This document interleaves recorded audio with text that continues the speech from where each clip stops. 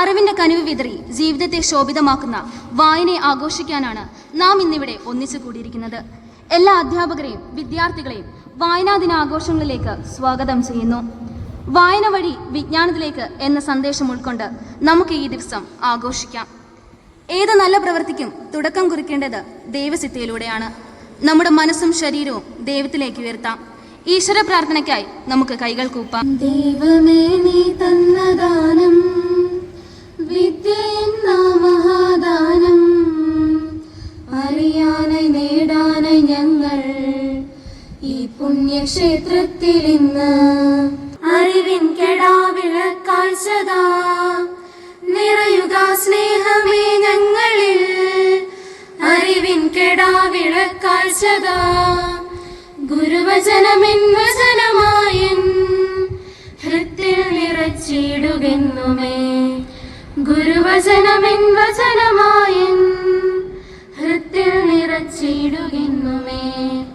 ദൈവമേ, നീ തന്ന ദാനം വിദ്യ എന്ന മഹാദാനം അറിയാനായി നേടാനായി ഞങ്ങൾ ഈ പുണ്യക്ഷേത്രത്തിൽ ഇന്ന് ഈ പുണ്യക്ഷേത്രത്തിൽ ഇന്ന്. പ്രാർത്ഥനയ്ക്ക് നേതൃത്വം നൽകിയ സ്കൂൾ കൊയറിന് നന്ദി. പുസ്തകങ്ങൾ വളർത്തുന്ന അറിവിന്റെ പൂച്ചട്ടിയിൽ വെള്ളമൊഴിച്ച് വളർത്തുന്നവരിൽ മുൻപന്തിയിലാണ് നമ്മുടെ ഹെഡ് മാസ്റ്റർ.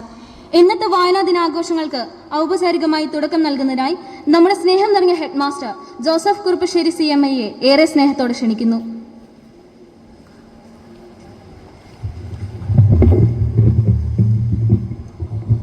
എല്ലാവർക്കും നല്ലൊരു ദിവസം ആശംസിക്കുന്നു. ഇന്ന് നമ്മൾ വായനാ ദിനം ആചരിക്കുകയാണ്. കഴിഞ്ഞ വർഷം നമ്മൾ തകഴി ശിവശങ്കരപിള്ളയുടെ സ്മൃതി മണ്ഡപമൊക്കെ സന്ദർശിക്കാൻ പോയത് ഞാൻ ഓർക്കുന്നു.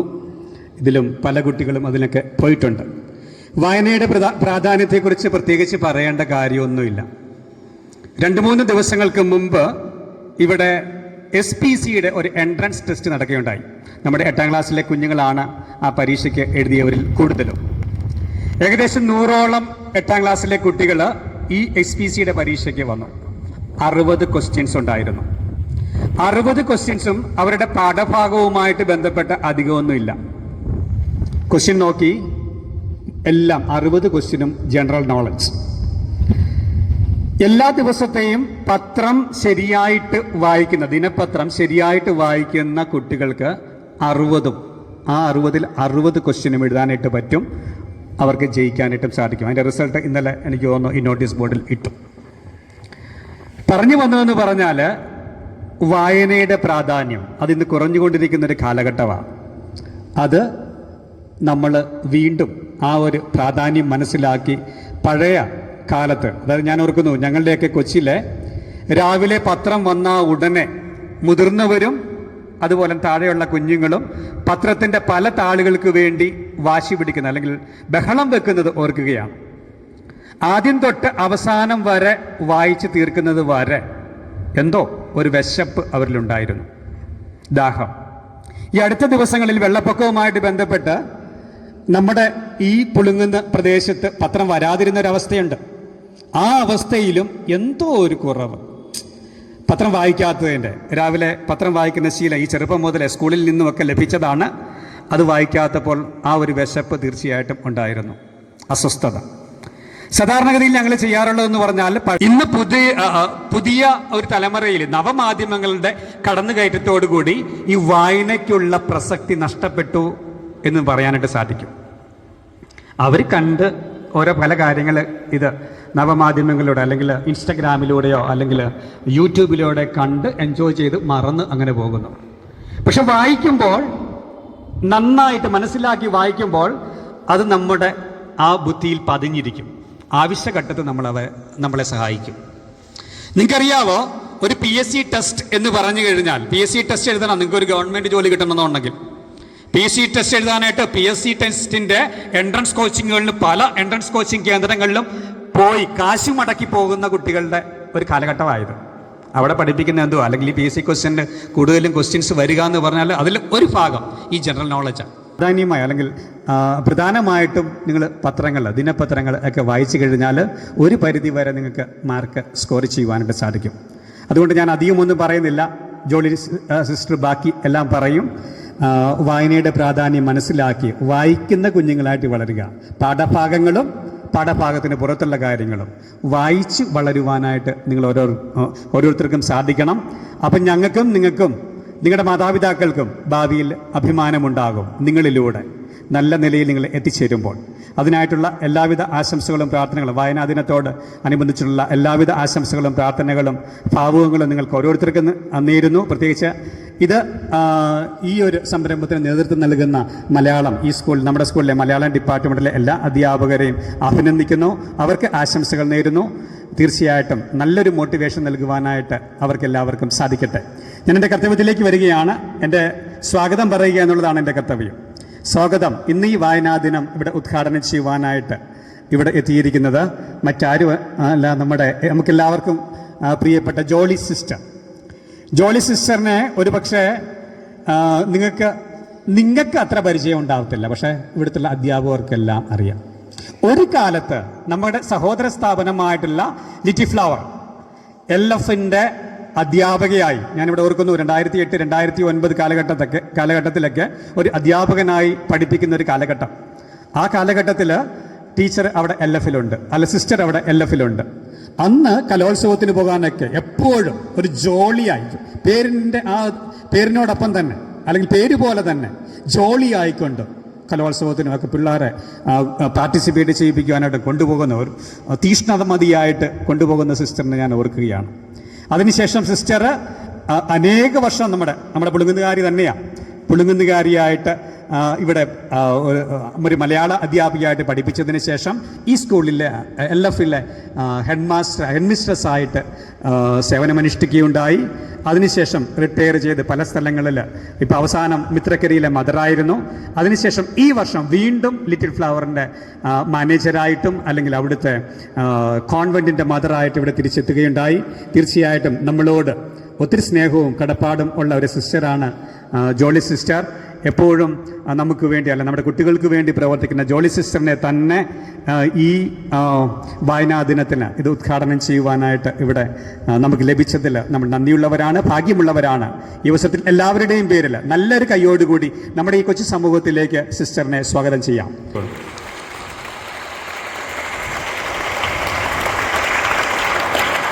അതുപോലെ തന്നെ ഇതിന് നേതൃത്വത്തിലെ ടീച്ചർമാർ എല്ലാവരെയും ഹൈസ്കൂളിലെയും UPയിലെയും മലയാളം വിഭാഗത്തിൽ പ്രവർത്തിക്കുന്ന എല്ലാ ടീച്ചർമാരെയും സന്തോഷത്തോടുകൂടി സ്നേഹത്തോടുകൂടി അതിന് അപ്പുറമായിട്ട് അവരെ നന്ദിയോടുകൂടി ഇങ്ങനൊരു വായനാ ദിനം ആചരിക്കും. വെച്ചാൽ വെള്ളപ്പൊക്കത്തിൻ്റെ, നമുക്ക് അറിയാം വായനാ ദിനം വന്നത് വെള്ളപ്പൊക്കത്തിൻ്റെ സമയത്താണ്. അത് മാറ്റിവെച്ചാണേലും അവർ ആഘോഷിക്കുന്നു. നിങ്ങൾക്ക് ആ ഒരു പ്രചോദനം നൽകുവാനായിട്ട് അവർ ശ്രമിക്കുന്നു. നന്ദിയോടുകൂടി തന്നെ അവരെ ഈ ഒരു മീറ്റിങ്ങിലേക്ക് ഹാർദവമായിട്ട് സ്വാഗതം ചെയ്തുകൊള്ളട്ടെ. മറ്റ് അധ്യാപകര്, അനധ്യാപകര്, ഈ ഒരു ചെറിയ യോഗത്തിലേക്ക് സ്വാഗതം ചെയ്തുകൊണ്ട് നിർത്തട്ടെ. നന്ദി, നമസ്കാരം. Thank you.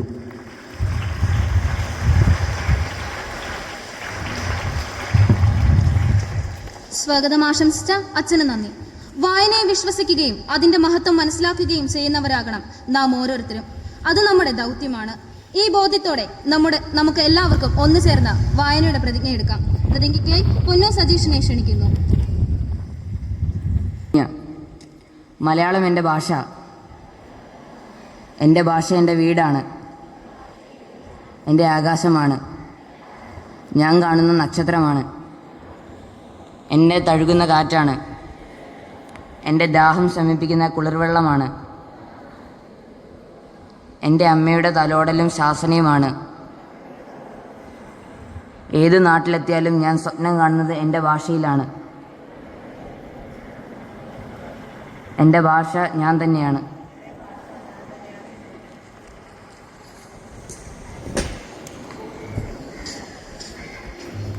പ്രതിജ്ഞ ചൊല്ലിത്തന്ന പൊന്നൂസിന് നന്ദി.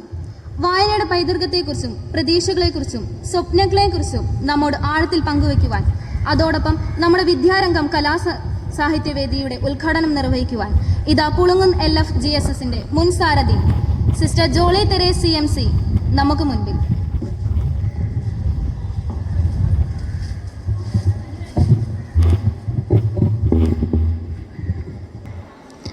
ഒരു നല്ല പുസ്തകം 1000 മനുഷ്യർക്ക് തുല്യം. ബഹുമാനപ്പെട്ട ഹെഡ് മാസ്റ്റർ അച്ഛ, അധ്യാപകരെ, അനധ്യാപകരെ, പ്രിയമുള്ള വിദ്യാർത്ഥികളെ, കേരളം ഇന്ന് ഏറെ സ്നേഹത്തോടെ കാണുന്ന ഒരു ചെറുപ്പക്കാരനാണ് ജോസഫ് അന്നംകുട്ടി ജോസ്. അദ്ദേഹം ഒരു റേഡിയോ ജോക്കിയാണ്. വിദേശങ്ങളിലും സ്വദേശങ്ങളിലുമായി അനേകം ക്ലാസ്സുകൾ എടുക്കുന്ന ഒരാൾ. വായന തീരെ താല്പര്യമില്ലാതിരുന്ന അദ്ദേഹത്തിന് വായനയ്ക്ക് താല്പര്യമുണ്ടായത് എങ്ങനെയെന്നും എങ്ങനെയാണ് ധാരാളം പുസ്തകങ്ങൾ വായിച്ചതെന്നും ഒരു ഇൻ്റർവ്യൂവിൽ പറയുന്നത് കേൾക്കാനിടയായിട്ടുണ്ട്. അദ്ദേഹം ഹൈസ്കൂൾ വിദ്യാഭ്യാസത്തിന് ശേഷം ഒരു സെമിനാരിയിൽ പ്രവേശിച്ചു. അവിടെ പുസ്തക വായനയുടെ സമയത്ത് അദ്ദേഹത്തിന് ഫാദർ ബോബി ജോസ് കട്ടിക്കാടിൻ്റെ ഒരു പുസ്തകം കൊടുത്തു. അതിങ്ങനെ മറിച്ചും തിരിച്ചു നോക്കിയപ്പോൾ അദ്ദേഹത്തിൻ്റെ മാസ്റ്ററാണ് അതിൻ്റെ പ്രൂഫ് റീഡിംഗ് നടത്തിയിരിക്കുന്നതെന്ന് കണ്ടു. അപ്പോൾ ഇനിയും മാസ്റ്ററിനെ സന്തോഷിപ്പിക്കാൻ പുസ്തകം വായിക്കാം എന്ന് വിചാരിച്ച് പുസ്തകം പതുക്കെ അദ്ദേഹം തുറക്കുകയാണ്. അപ്പോൾ പുസ്തകത്തിൻ്റെ 2-3 പേജുകൾക്ക് ശേഷം സമർപ്പണം എന്ന ഒരു പേജ് കാണുന്നു. അതായത് ഈ പുസ്തകം ആർക്കൊക്കെ വേണ്ടിയാണ് സമർപ്പിച്ചിരിക്കുന്നതെന്ന് ലേഖകൻ എഴുതി വച്ചിട്ടുണ്ട്. അദ്ദേഹം ഇങ്ങനെ വായിക്കുകയാണ്. അതിനകത്ത് കളിക്കോപ്പുകളേക്കാൾ കുട്ടികൾക്കുതകുന്നത് പുസ്തകങ്ങളാണെന്ന് കരുതിയ എൻ്റെ പിതാവിന്, സ്നേഹാദരവുകൾ എനിക്ക് പകർന്നു തന്ന എൻ്റെ സന്യാസ സഹോദരങ്ങൾക്ക്, എഴുതിയവയൊന്നും പാഴായി പോകുകയില്ലെന്ന് ഓർമ്മപ്പെടുത്തുന്ന എൻ്റെ ഏറ്റവും സ്നേഹം നിറഞ്ഞ നിനക്ക്, അതെ, ഓരോ വായനക്കാരനും തനിക്കും തന്നെപ്പോലെയുള്ള അനേകം വായനക്കാർക്കും വേണ്ടിയാണ് ഈ പുസ്തകം എഴുതപ്പെട്ടിരിക്കുന്നതെന്ന് തിരിച്ചറിഞ്ഞതോടെ അദ്ദേഹം ആ പുസ്തകം വായിക്കുകയാണ്. അങ്ങനെ വായനയിൽ താല്പര്യം പൂണ്ട് അദ്ദേഹം ധാരാളം പുസ്തകങ്ങൾ വായിക്കുന്നതായിട്ടാണ് പിന്നീട് അദ്ദേഹം പറയുന്നത്. എന്തിനു വായിക്കണം എന്ന് നമ്മളെപ്പോഴും ചിന്തിക്കുന്നതാണ്, അല്ലെങ്കിൽ നമ്മളുടെ അധ്യാപകർ നിങ്ങളോട് പറഞ്ഞു തരുന്നതാണ്. അറിവ് നേടാൻ, ഉൾക്കാഴ്ച ലഭിക്കാൻ, നമ്മളുടെ സ്വഭാവത്തെയൊക്കെ രൂപപ്പെടുത്തുവാൻ. ഈ അടുത്ത കാലത്ത് നടന്ന ഒരു പഠനം ഇപ്രകാരം തെളിയിച്ചിട്ടുണ്ട്. ഏറ്റവും കൂടുതൽ പുസ്തകങ്ങൾ വായിക്കപ്പെടുന്നത് ലൈബ്രറികളിലല്ല, ജയിലുകളിലാണ്. എന്തിനായിരിക്കാം ജയിലുകളിലെ മനുഷ്യർ പുസ്തകം വായിക്കുന്നത്? എങ്ങും പോയി ക്ലാസ് എടുക്കാനായിരിക്കുകയില്ല, പ്രസംഗിക്കുവാനുമല്ല, ലേഖനം എഴുതുവാനുമല്ല. പിന്നെന്തിന്? തങ്ങൾക്ക് നഷ്ടമായ സ്വാതന്ത്ര്യത്തെ തേടിയുള്ള അവരുടെ യാത്രയുടെ അല്ലെങ്കിൽ ചോദ്യങ്ങളുടെ ഉത്തരം തേടിയാണ് അവർ വായിക്കുന്നത്. അതോടൊപ്പം തന്നെ തങ്ങളുടെ ജീവിതത്തിൻ്റെ അജ്ഞതയെ മറികടക്കുവാനുള്ള ആഗ്രഹത്തോടെയാണ് അവർ പുസ്തകം വായിക്കുന്നത്. നമ്മെപ്പോലെ തന്നെ ഏകാന്തതയെ ഭയപ്പെടുന്ന ഇന്നത്തെ ലോകത്തിലുള്ള നമ്മെപ്പോലെ തന്നെ അവർക്കുണ്ടാകുന്ന ഏകാന്തതകളെ സ്നേഹത്തോടെ കാണുന്നതിന് വേണ്ടിയാണ്, അല്ലെങ്കിൽ അത് ആസ്വദിക്കുവാനുള്ള കരുത്തു നേടുന്നതിന് വേണ്ടിയാണ് അവർ പുസ്തകം വായിക്കുന്നത്. നമുക്കും ഏകാന്തതയും ഭയമാണ്. ഏകാന്തതയ്ക്ക് ചുണ്ടിൽ നൽകുന്ന 1000 ചുംബനങ്ങളാണ് ഓരോ പുസ്തക വായനയുമെന്ന് എവിടെയോ ഞാൻ വായിച്ചിട്ടുള്ളതായി ഓർക്കുന്നു. നമ്മളുടെയൊക്കെ ജീവിതത്തിൽ നമ്മൾ ഒരു കാലത്തും സ്ഥലത്തും മാത്രം വിധേയപ്പെട്ട് അല്ലെങ്കിൽ ഒരു പരിമിതപ്പെട്ട് ജീവിക്കുന്നവരാണ്. ഒരു പുസ്തക വായനയിലൂടെ നമ്മൾ സ്ഥലത്തിനും കാലത്തിനും അതീതമായി സഞ്ചരിക്കുവാനായിട്ട് നമുക്ക് സാധിക്കും. ഒരു പുസ്തകം വായിക്കുമ്പോൾ, ഒരു പുസ്തകത്തിലേക്ക് ഉറ്റുനോക്കുമ്പോൾ 1000 പേരുടെ ശബ്ദം അതിനകത്ത് കേൾക്കുവാൻ, അതും നൂറ്റാണ്ടുകൾക്കപ്പുറമുള്ള 1000 പേരുടെ ശബ്ദം അതിനകത്ത് കേൾക്കുവാനായിട്ട് സാധിക്കും. നമ്മളുടേതായ അനുഭവങ്ങൾക്ക്, നമ്മളുടേതായ പ്രതിസന്ധികൾക്ക്, നമ്മൾ ജീവിതത്തെ എപ്രകാരം അഭിമുഖീകരിക്കണമെന്ന് വിവിധ സ്ഥലങ്ങളിലും കാലങ്ങളിലും ജീവിച്ചവരുടെ അനുഭവങ്ങളിലൂടെ നമുക്ക് വായിച്ചെടുക്കുവാനും നമ്മളുടെ ജീവിതത്തെ കരുപിടിപ്പിക്കുവാനും പുസ്തക വായന നമ്മെ സഹായിക്കും. നമ്മളുടെയൊക്കെ ജീവിതം ഒരേ താളത്തിൽ ഇങ്ങനെ പോയിക്കൊണ്ടിരിക്കുകയാണ്. ഏകതാനത, എന്നാണ് അതിന് പറയുക. ഏകതാനതയിലൂടെ സഞ്ചരിക്കുന്ന നമ്മളുടെ ജീവിതത്തിന് പലപ്പോഴും ജീവിതത്തിൽ മുന്നോട്ട് പോകുവാനായിട്ട് പ്രതിബന്ധങ്ങൾ അല്ലെങ്കിൽ അസ്വസ്ഥതകൾ, സംഘർഷങ്ങൾ, ജീവിതത്തിലെ മടുപ്പുകളൊക്കെ ഉണ്ടാകാനായിട്ട് സാധ്യതയുണ്ട്. ഇപ്രകാരം ഉണ്ടാകുമ്പോൾ ജീവിതത്തിൻ്റെ അർത്ഥം നഷ്ടപ്പെടുന്ന അവസരങ്ങളിൽ, സന്തോഷത്തോടെ അവയെ കൊണ്ടുപോകുവാനായിട്ട് സാധിക്കാത്ത അവസരങ്ങളിൽ ചില പുസ്തകങ്ങൾ നമ്മളെ ജീവിതത്തെ ഉണർവോടെ കാണുവാനായിട്ട് സഹായിക്കും. ഇത്തരുണത്തിൽ ഒരു കഥ ഞാൻ ഓർക്കുകയാണ്. വില്യമംഗലത്തിൻ്റെ കഥ. ഒരു ദേവദാസിയെ പ്രണയിച്ച ഏതോ ഒരാൾ രാത്രിയിൽ കോരിച്ചൊരിയുന്ന മഴയത്ത് അദ്ദേഹം ഇവളെ കാണുവാനായിട്ട് പുറപ്പെടുകയാണ്. ഇടയ്ക്ക് ഒരു പുഴ കടക്കേണ്ടതുണ്ട്, ഒരു കടത്തുണ്ട്. എങ്ങനെയോ തപ്പിത്തടഞ്ഞ് ആ കടത്തിൽ കയറി മറുകരയിലെത്തി. പുഴയിലേക്ക് അത് തള്ളി നീക്കിയപ്പോൾ അയാൾ അറിഞ്ഞില്ല അത് വഞ്ചിയായിരുന്നില്ല, പുഴയിലൂടെ ഒഴുകിയെത്തിയ ഒരു മൃതദേഹമായിരുന്നു അതെന്ന്. പള്ളിക്കൂടിലേക്ക് പിടിച്ചു കയറിയത് ഒരു പാമ്പിനെ പിടിച്ചുകൊണ്ടായിരുന്നു. അത് അയാൾ മനസ്സിലാക്കിയില്ല. ഈ ദേവദാസിയെ അയാൾ കണ്ടുമുട്ടുന്നു. അവളുടെ മുഖത്ത് ഒരു പുഞ്ചിരി പടർന്നിരിക്കുന്നതായി അദ്ദേഹം കണ്ടു. അതിൽ ഒരു പരിഹാസം അടക്കം ചെയ്തിരിക്കുന്നതായും. അവൾ അദ്ദേഹത്തോട് പറഞ്ഞു, നിങ്ങളുടെ പ്രണയം നിങ്ങളെ ഇവിടെ കൊണ്ടെത്തിച്ചു. അത് മൃതദേഹത്തെ വഞ്ചിയായും പാമ്പിനെ വള്ളിയായും കണ്ടുകൊണ്ട് നിങ്ങൾക്കിവിടെ വരുവാനായിട്ട് സാധിച്ചത് നിങ്ങളുടെ പ്രണയത്തിൻ്റെ തീവ്രതയാണ്. ഇത്രയേറെ പ്രണയം നിങ്ങൾ നമസ്കരിക്കുന്ന സ്ഥലത്തോടുണ്ടായിരുന്നെങ്കിൽ നിങ്ങളുടെ ജീവിതം എത്രയോ മുൻപേ പരമപദം പ്രാപിച്ചേനെ. അതെ, നമ്മുടെ ജീവിതത്തിൻ്റെ ലക്ഷ്യം പ്രാപിക്കുവാൻ തടസ്സമായി നിൽക്കുന്ന പല സാഹചര്യങ്ങളെയും മറികടന്ന് ജീവിത ലക്ഷ്യം നേടുവാൻ, പരിപൂർണതയിലേക്ക് പറന്നു മുന്നേറുവാൻ അനേകരെ ഈ വായന സഹായിച്ചിട്ടുണ്ടാവാം. വായനാവാരം ഉദ്ഘാടനം ചെയ്യുന്നു. എന്നെ ഇതിലേക്ക് വിളിച്ച എല്ലാവർക്കും നന്ദി. Thank you very much.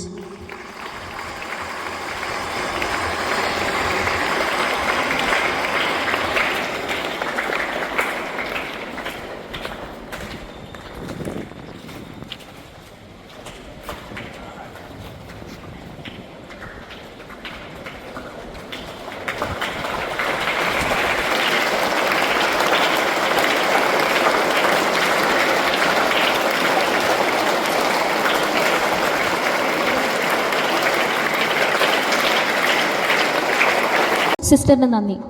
മതഗ്രന്ഥങ്ങളിൽ ഏറ്റവും ജനപ്രിയവും പ്രചാരമേറിയ ആധ്യാത്മിക ഗ്രന്ഥമാണ് ശ്രീമഹത് ഭഗവത്ഗീത. ഭഗവാൻ ശ്രീകൃഷ്ണൻ ഗീതയിൽ സുലളിതമായി ഭക്തിജ്ഞാന കർമ്മയോഗങ്ങളിൽ ഏവർക്കും അനുഷ്ഠിക്കുവാനും പ്രതിപദിക്കാനും ഗീതാ മഹത്മതയിൽ നിന്നും ഒരു ശ്ലോകം നമുക്ക് ആലപിക്കുന്നു. മയ്യാവേശ്യ മനോ യേ മാം നിത്യയുക്ത ഉപാസത്തെ ശ്രദ്ധയാ പരയോപേതാഃ തേർവേ യുക്തതമാമതാഃ. ശ്രീ ഭഗവാൻ പറഞ്ഞു, എന്നിൽ മനസ്സുറപ്പിച്ച് ആരാണോ എന്നെ യുക്തരായി പരമമായ ശ്രദ്ധയോടുകൂടി ഉപാസിക്കുന്നത് അവർ തന്നെയാണ് ഏറ്റവും ശ്രേഷ്ഠരായ യോഗികളായി എനിക്ക് തോന്നുന്നത്. യേ ത്വക്ഷരമനിർദ്ദേശ്യം അവ്യക്തം പര്യുപാസത്തെ. നമസ്കാരം. പ്രധാന വാർത്തകൾ വായിക്കുന്നത് 9ബിയിൽ നിന്നും ദേവു എസ്. ജുവൽ റോസൻ. പ്രധാന തലക്കെട്ടുകൾ. സമാധാനമരികെ ഇസ്രായേൽ ഇറാൻ വെടിനിർത്തലിനു ധാരണ. യാത്രാനിരക്ക് ഉയർത്താൻ റെയിൽവേ. അക്രമം മയക്കുമരുന്ന് തടയാൻ കോളേജ് സംരക്ഷണ സമിതി. ലിറ്റിൽ കൈറ്റ്സ് അഭിരുചി പരീക്ഷ ഇന്ന്. മെസ്സി വേഴ്സസ് PSG ക്ലബ് ലോകകപ്പ് പ്രീ ക്വാർട്ടറിൽ ഇന്റർ മയാമി PSG-യെ നേരിടും. വാർത്തകൾ വിശദമായി. സമാധാനം അരികെ ഇസ്രായേൽ ഇറാൻ വെടിനിർത്തലിനു ധാരണ. ദുബായ്. പശ്ചിമേഷ്യയിലെ 12 ദിവസത്തെ നീണ്ട സംഘർഷത്തിനു താൽക്കാലിക വിരാമമിട്ട് ഇസ്രായേൽ ഇറാൻ വെടിനിർത്തൽ ഇന്നലെ പ്രാബല്യത്തിലായി. US പ്രസിഡന്റ് ഡൊണാൾഡ് ട്രംപാണ് ഇക്കാര്യം പ്രഖ്യാപിച്ചത്. യാത്രാനിരക്ക് ഉയർത്താൻ റെയിൽവേ. ന്യൂഡൽഹി. ദീർഘദൂര യാത്രാ ടിക്കറ്റുകളുടെ നിരക്ക് വർദ്ധിപ്പിക്കാൻ ഇന്ത്യൻ റെയിൽവേ തീരുമാനിച്ചു. ആക്രമണം മയക്കുമരുന്ന് തടയാൻ കോളേജ് സംരക്ഷണ സമിതി തിരുവനന്തപുരം. വർദ്ധിച്ചുവരുന്ന മയക്കുമരുന്ന് ഉപയോഗം, ആക്രമണം, സൈബർ ഭീഷണി, സാമൂഹിക വിരുദ്ധ പ്രവർത്തനം എന്നിവ തടയുന്നതിനായി സംസ്ഥാനത്തെ കോളേജുകളിൽ പോലീസ് ഉദ്യോഗസ്ഥർ കൂടി ഉൾപ്പെടുന്ന സംരക്ഷണ സമിതികൾ രൂപീകരിക്കാൻ തീരുമാനം. ലിറ്റിൽ കൈറ്റ്സ് അഭിരുചി പരീക്ഷ ഇന്ന്. തിരുവനന്തപുരം. പൊതുവിദ്യാഭ്യാസ വകുപ്പ് നടപ്പാക്കി വരുന്ന ലിറ്റിൽ കൈറ്റ്സ് IT ക്ലബിലേക്ക് ഈ വർഷത്തെ 8ാം ക്ലാസ് വിദ്യാർത്ഥികളിൽ നിന്ന് അംഗങ്ങളെ തിരഞ്ഞെടുക്കുന്നതിനുള്ള അഭിരുചി പരീക്ഷ ഇന്ന്. യൂണിറ്റ് രജിസ്ട്രേഷനുള്ള എല്ലാ വിദ്യാലയങ്ങളിലും നടക്കും. കായികം. Messi versus PSG. ക്ലബ് ലോകകപ്പ് പ്രീ ക്വാർട്ടറിൽ ഇന്റർ മയാമി PSG-യെ നേരിടും. മയാമി. FIFA 2025 ക്ലബ് ലോകകപ്പ് ഫുട്ബോൾ.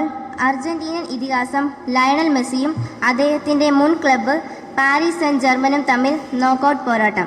വാർത്തകൾ കഴിഞ്ഞു. നന്ദി, നമസ്കാരം.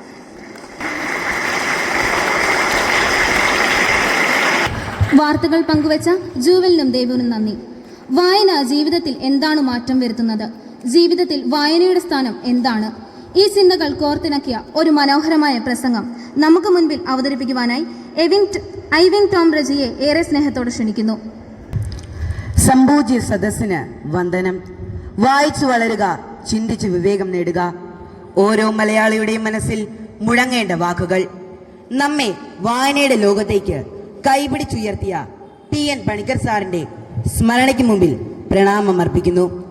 കേരളത്തിൽ ഗ്രന്ഥശാല പ്രസ്ഥാനത്തിന് തുടക്കം കുറിച്ച അദ്ദേഹത്തിന്റെ ചരമദിനമാണ് ജൂൺ 19, വായനാ ദിനം. നമ്മുടെ ചിന്തകളെയും ധാർമ്മിക മൂല്യങ്ങളെയും വളർത്തുവാൻ സഹായിക്കുന്നവയാണ് വായന. വായന അന്യമാകുന്നുവോ എന്ന് നാം സംശയിക്കേണ്ടിയിരിക്കുന്നു. വായനയുടെ പ്രാധാന്യത്തെക്കുറിച്ച് നമ്മെ ഓർമ്മപ്പെടുത്തുന്ന പുണ്യദിനമാണ് വായനാ ദിനം. നവമാധ്യമങ്ങളെ നെഞ്ചോട് ചേർക്കുന്ന പുതുതലമുറ. അവർ പുസ്തക വായനയുടെ മഹത്വം സ്വയം കണ്ടെത്തേണ്ടിയിരിക്കുന്നു. ഇഷ്ടമുള്ള വിഷയങ്ങൾ തിരഞ്ഞെടുത്ത് നമുക്ക് വായന തുടങ്ങാം. ഏറ്റവും നല്ല ചങ്ങാതിമാരാണ് പുസ്തകങ്ങൾ. അറിവ് നേടുക എന്നത് എളുപ്പമുള്ള കാര്യമല്ല. വായനയിലൂടെ മാത്രമേ നമുക്കത് സാധിക്കുകയുള്ളൂ. വായനയുടെ പ്രാധാന്യം മനസ്സിലാക്കി വായിച്ചു വളരാം എന്ന പ്രതിജ്ഞയോടെ വായനാ ദിനത്തിന്റെ എല്ലാ നന്മകളും നേർന്നുകൊണ്ട് നിർത്തുന്നു. നന്ദി, നമസ്കാരം, ജയ് ഹിന്ദ്. ഒരു പ്രസംഗം പങ്കുവച്ചു തന്ന ഐവിന് നന്ദി. ഒരു നല്ല പുസ്തകത്തെ തിരിച്ചറിയുന്ന കുട്ടികളാണ് നാളെയുടെ വ്യത്യസ്തത. ഒരു പുതിയ പുസ്തകം ഒരു പുതിയ കാഴ്ചപ്പാട് നമ്മെ നയിക്കുന്നു. ഇപ്പോൾ ഒരു മനോഹരമായ പുസ്തകത്തെ പരിചയപ്പെടുത്തുന്നതിനായി അദ്വൈതിനെ ക്ഷണിക്കുന്നു. മാന്യസാസിന് നമസ്കാരം. അധികാരമെന്നത് ഒരു കൂട്ടുപ്രവൃത്തിയാണ്. പക്ഷേ ഓരോ അധികാരിയും താനാണ് അത് കൈകാര്യം ചെയ്യുന്നതെന്ന് കരുതും. ആ നാടകത്തിൽ തൻ്റെ റോള് എന്താണെന്ന് അവൻ അറിഞ്ഞു നിന്നും തരണം. അത് അയാൾക്ക് നിർബന്ധമോ ഭീഷണിയോ ആവശ്യമോ ഉണ്ടാവണം. അധികാരത്തിൻ്റെ ആ മഹാനാടകത്തിൽ സ്വന്തം റോള് മനസ്സിലാക്കി അതിനെ കൃത്യമായി ചെയ്യുമ്പോൾ മാത്രമാണ് അധികാരിക്ക് അധികാരം കൈവരുന്നത്. തമിഴിലെയും മലയാളത്തിലെയും പ്രശസ്ത എഴുത്തുകാരനായ ശ്രീ ജയമോഹൻ്റെ 100 സിംഹാസനങ്ങൾ എന്ന നോവലിനെ പറ്റിയാണ് ഞാൻ ഇന്നിവിടെ പറയുന്നത്. തമിഴ്നാട്ടിലെ കന്യാകുമാരി മലയാള കുടുംബത്തിൽ ജനിച്ച ജയമോഹന് മലയാളവും തമിഴും ഒരുപോലെ വഴങ്ങും.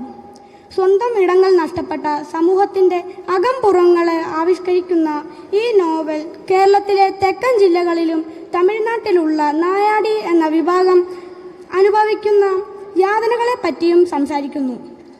അടിച്ചമർത്തപ്പെട്ട ഈ വിഭാഗത്തിൽ നിന്നും ഒരാൾ പഠിച്ച് IAS ഉദ്യോഗസ്ഥനാകുന്നു. അതേ ധർമ്മപാലനാണ് ഈ കഥയിലെ നായക കഥാപാത്രം. വലിയ ഉദ്യോഗസ്ഥനായിരുന്നിട്ടും തൻ്റെ സ്വത്വം ചോദ്യം ചെയ്യപ്പെടേണ്ടി വരുന്ന ധർമ്മപാലൻ.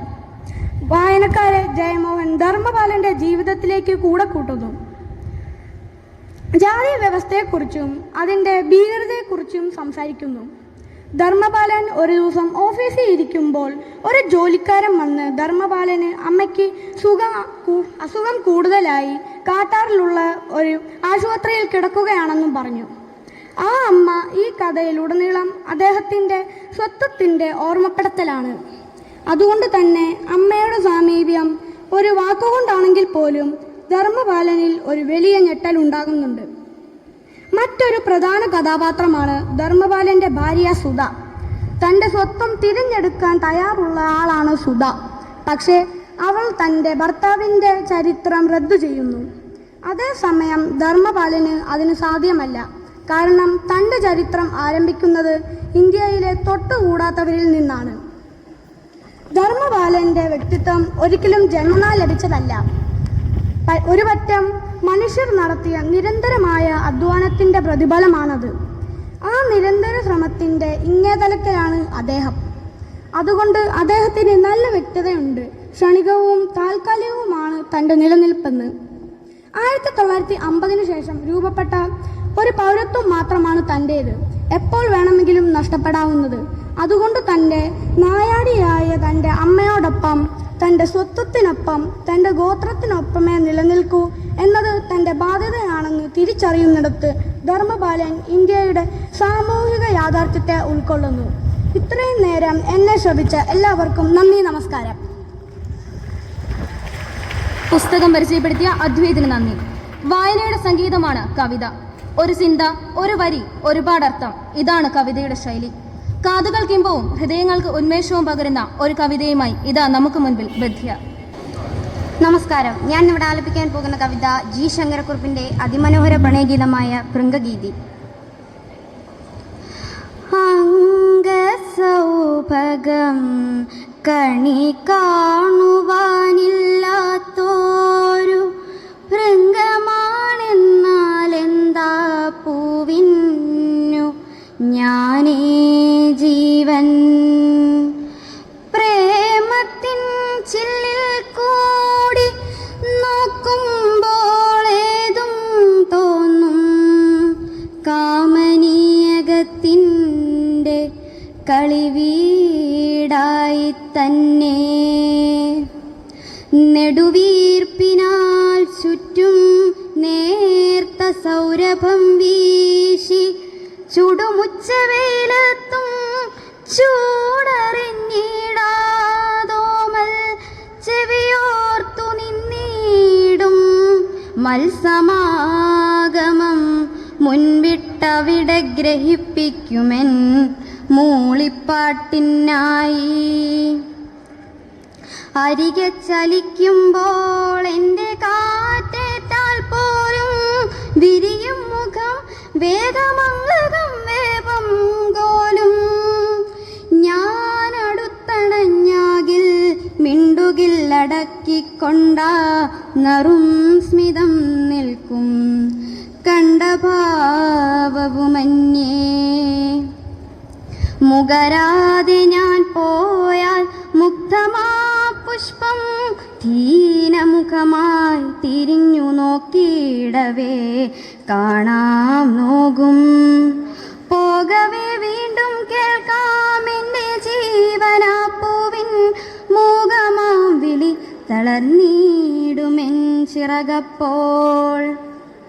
എങ്ങനെ പിരിയുമാ നിശബ്ദ പ്രണയത്തെ, എങ്ങനെ പിരിയുമാ നിശബ്ദ പ്രണയത്തെ, ചങ്ങല കൂടാതെന്നെ ബന്ധിച്ച സാമർഥ്യത്തെ. നന്ദി. മനോഹരമായ കവിത ചൊല്ലിത്തന്ന ബദ്ധ്യയ്ക്ക് നന്ദി. കഥകൾ നമ്മെ ആകർഷിക്കുന്നു, നമുക്ക് പ്രചോദനം നൽകുന്നു. കഥകളിൽ ഒളിച്ചിരിക്കുന്ന മൂല്യങ്ങൾ അനന്തമാണ്. നമ്മെ സന്തോഷിപ്പിക്കുകയും പഠിപ്പിക്കുകയും ചെയ്യുന്ന കഥകൾ നമ്മുടെ മനസ്സിൽ എന്നും ഒരിടം കണ്ടെത്താറുണ്ട്. അത്തരമൊരു കഥയുമായി ഇന്നിതാ നമുക്ക് മുൻപിൽ Joseph Jacob. Good morning to all. Friends, I tell a beautiful story. My story's name is A Profound Rose. Once upon a time, there was a beautiful rose plant in the garden. One rose flower on the plant was proud of its beauty. However, it was disappointed that it was growing next to an ugly cactus. Every day, the rose would insult the cactus about its look. But because cactus stayed quiet, all the other plants in the garden tried to stop the rose from bullying the cactus, swayed by its own beauty to listen to anyone. One summer, a well in the garden dried up, and there was no water for the plants. The rose slowly began to wilt and rose so. നല്ലൊരാശയം പങ്കുവച്ച് തന്ന ജോസഫിന് നന്ദി. SXSനായി ദേവനെ ക്ഷണിക്കുന്നു.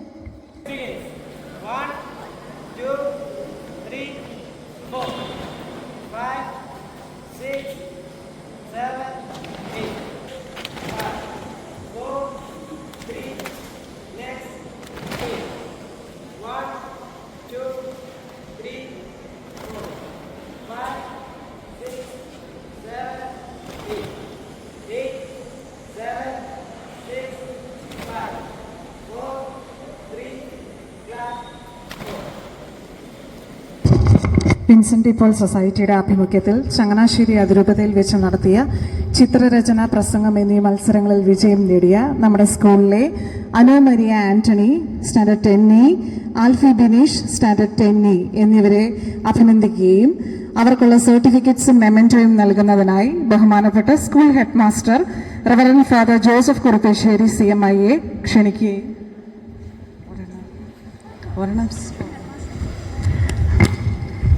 ഏറ്റുവാങ്ങുന്നതിനായി പ്രിയപ്പെട്ട കുട്ടികളെയും ക്ഷണിക്കുന്നു.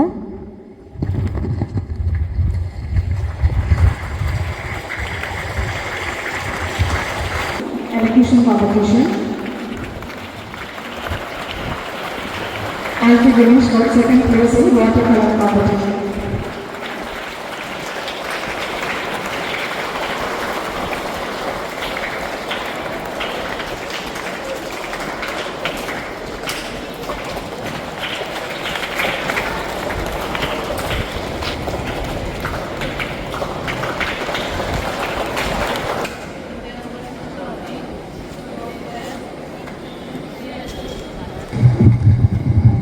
ഇന്നത്തെ നമ്മുടെ വിശിഷ്ട അതിഥി സിസ്റ്റർ ജോളി തെരേസ്, പ്രിയ HM ജോജനച്ച, പ്രിയ സഹപ്രവർത്തകരെ, കുട്ടികളെ, എല്ലാ വർഷവും ജൂൺ 19 ദേശീയ വായന ദിനമായി നാം ആഘോഷിക്കുന്നു.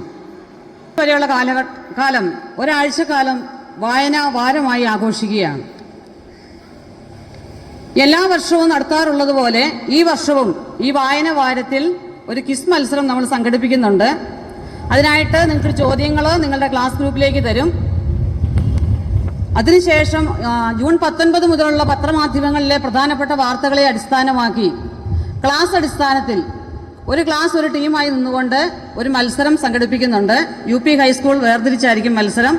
എല്ലാവരും മത്സരത്തിൽ പങ്കെടുക്കാനായിട്ട് തയ്യാറാവും. ഇന്ന് തൊട്ട് നിങ്ങളുടെ ചോദ്യങ്ങളും ഉത്തരങ്ങളും നിങ്ങളുടെ ഗ്രൂപ്പിലേക്ക് ഇന്ന് തരുന്നതായിരിക്കും. വാരത്തിന്റെ സമാപനത്തിൽ ഈ ആഘോഷങ്ങൾക്ക് പ്രധാനപ്പെട്ട വിശിഷ്ട വ്യക്തിയായി നമുക്ക് എത്തിയിരിക്കുന്നത് സിസ്റ്റർ ജോളി തെരേസ് ആണ്. സിസ്റ്ററിന് എല്ലാവിധ കൃതജ്ഞതയും അർപ്പിച്ചുകൊള്ളുന്നു.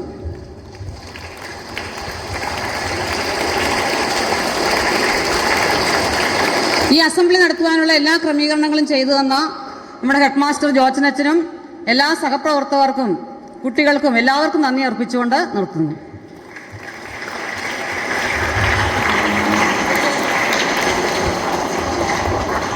ഇതാ ഇന്നത്തെ വായനാ ദിനം നമ്മളിൽ ഓരോരുത്തരിലും വായനയുടെ പ്രകാശകിരണങ്ങൾ വിതറിക്കഴിഞ്ഞിരിക്കുന്നു. നമുക്കും വാഗ്ദാനം ചെയ്യാം, ദിവസം കുറച്ചു സമയം പുസ്തകങ്ങൾക്കായി മാറ്റിവെക്കാമെന്ന്. വായിച്ചു വളർന്ന് വിജയിക്കൂ. Thank you. Assembly disperse.